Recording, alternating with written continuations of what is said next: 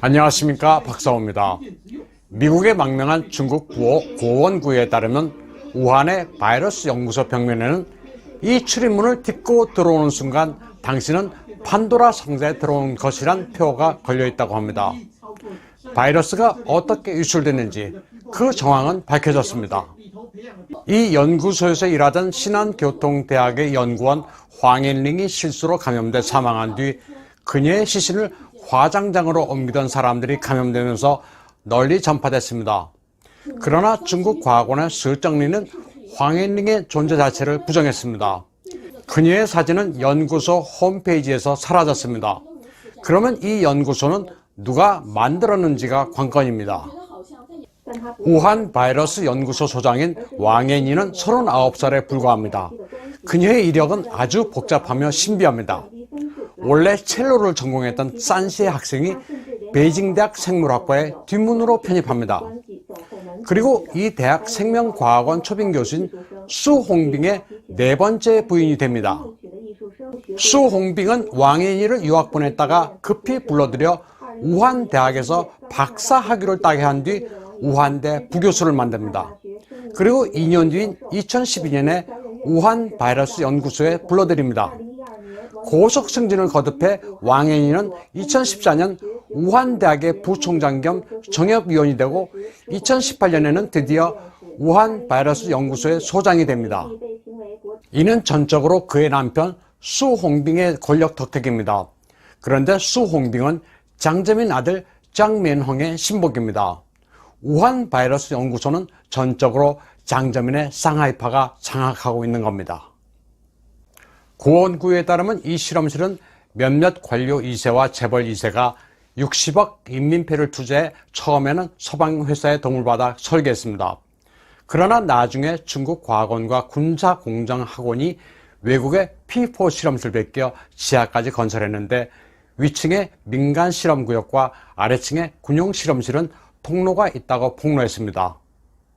민용구역은 서정리를 포함한 교수와 전문가, 군용구역은 중국 공산당이 생화학부대로 편성한 303-106 연구소가 사용했습니다. 고원구에는 우한 바이러스는 자연 발생이 아닌 사람이 만든 거라고 강조했는데 여기에 주입된 유전자도 명확해 중국인과 아시아인에 대한殺傷力이 크다고 밝혔습니다. 고원구이는 또 바이러스 유출이 고의가 아니라면 왜 설정리 같은 이들은 극구 부인을 하느냐.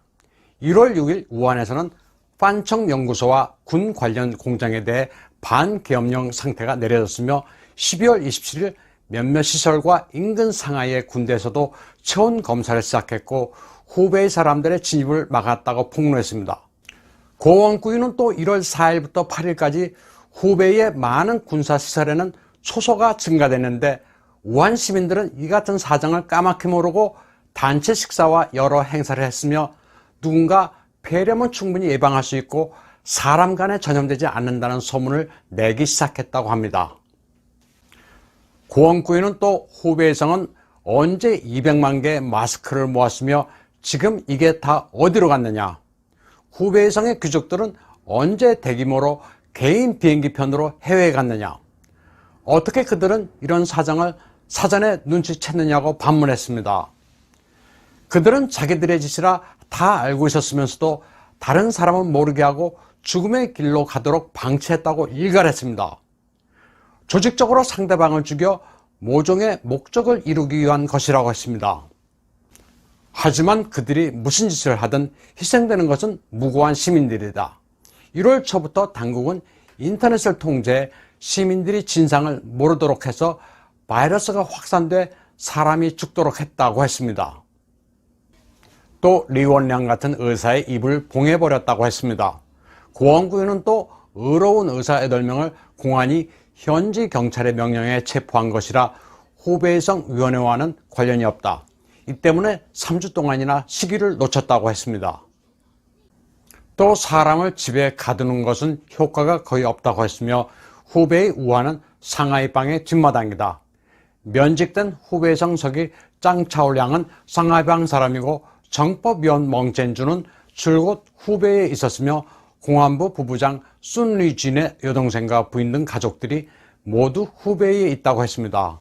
상하이방이 마쿠에 보이지 않는 손이라는 겁니다.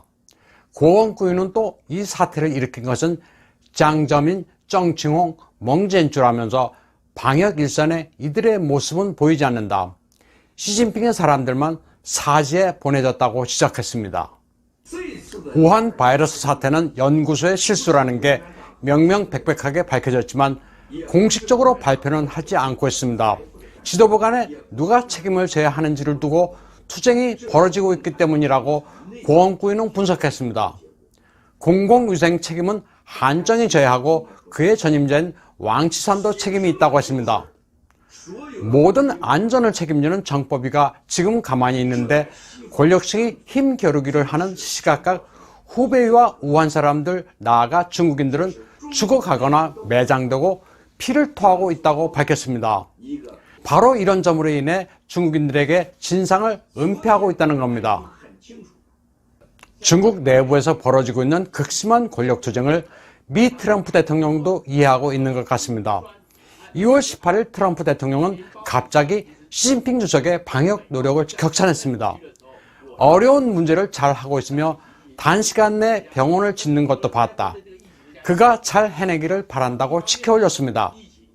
그리고 중국에 대해 민수용 항공기 엔진을 수출할 수 있다고 했습니다. 제가 보기에 트럼프는 아주 고단수입니다.